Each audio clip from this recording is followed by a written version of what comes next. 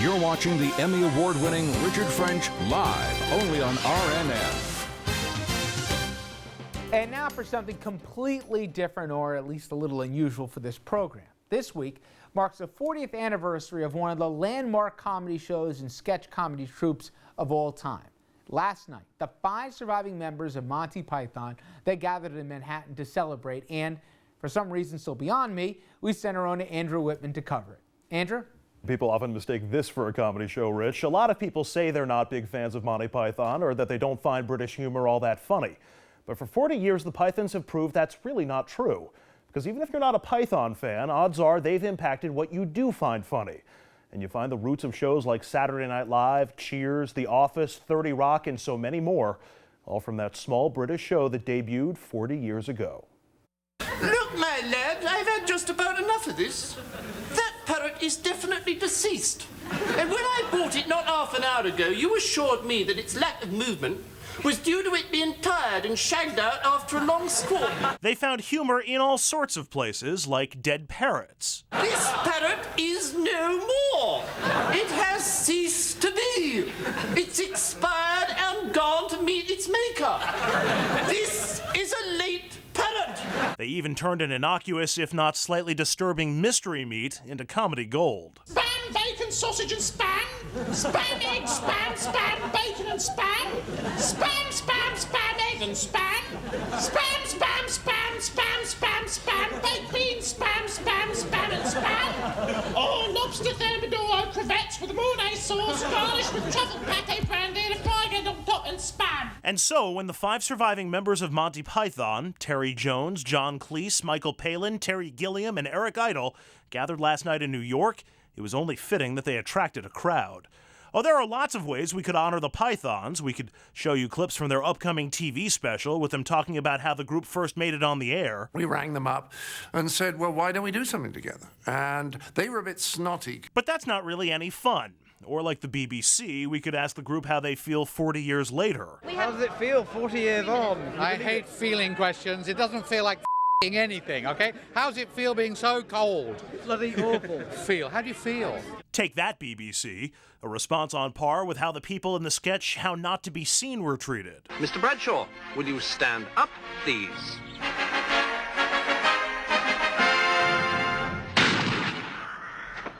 This demonstrates the value of not being seen.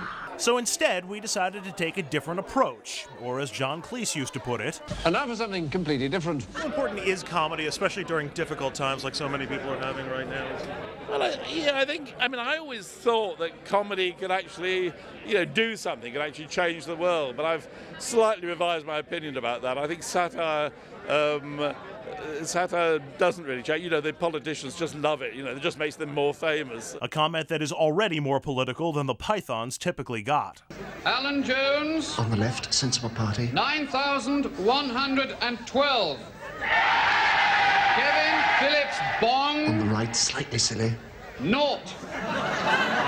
Tarquin, Fim, Tim, Lim, Bim, Wim, Bim, Limbus, Stop, Fatang, Ole, Biscuit Barrel. Silly. 12,441. What do you make of that, Norman? Well, this is largely as I predicted, except that the silly party won. I think this is mainly due to the number of votes cast. As Graham Chapman once said brilliantly, pro good things, anti-bad things, which I always like as a sort of political stance. The great thing about laughter is it gives you a perspective on things, and things that seem really, really important to you. After you've had a good laugh, they just don't seem quite so...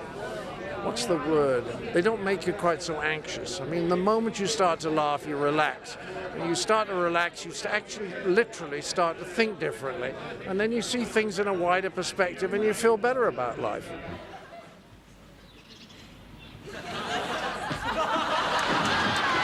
Well, there's a little bit of bitterness, a lot of bitterness in comedy. I think comedy is about telling the truth in difficult times and difficult circumstances at its finest. And it was looking at silliness, and I think that's important that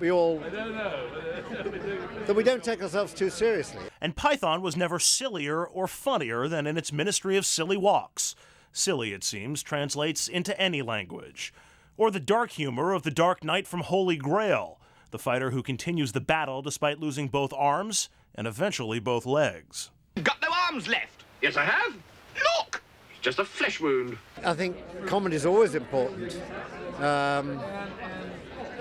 And probably part of the survival of Python, I think, is because it was comedy that was based on a lot of physical jokes, there were surreal jokes. It wasn't topical, it wasn't trying to say this is what the world is like. Something Michael proved 40 years ago in song. I'm a lumberjack and I'm okay. I sleep all night, I work all day. A song which, of course, took a very Python turn. I cut down trees, I wear high heels, suspenders and a bra. I wish I'd been a girlie, just like my dear mama. I cut down trees, wear high heels, suspenders and a bra. I wish I'd been a girlie. How many perfect comedies can you name? And I can probably get up to about 10, whereas I can name probably 150 perfect dramas. It's much, much harder to do a great comedy than it is a great drama. Which may explain why 40 years later, we're still laughing. Your mother was a hamster and your father smelt of elderberries.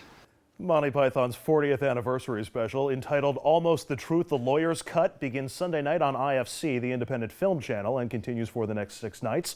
So if you catch me doing a little too much smiling on the air next week, you'll know why. And now for something even more completely different, Richard French.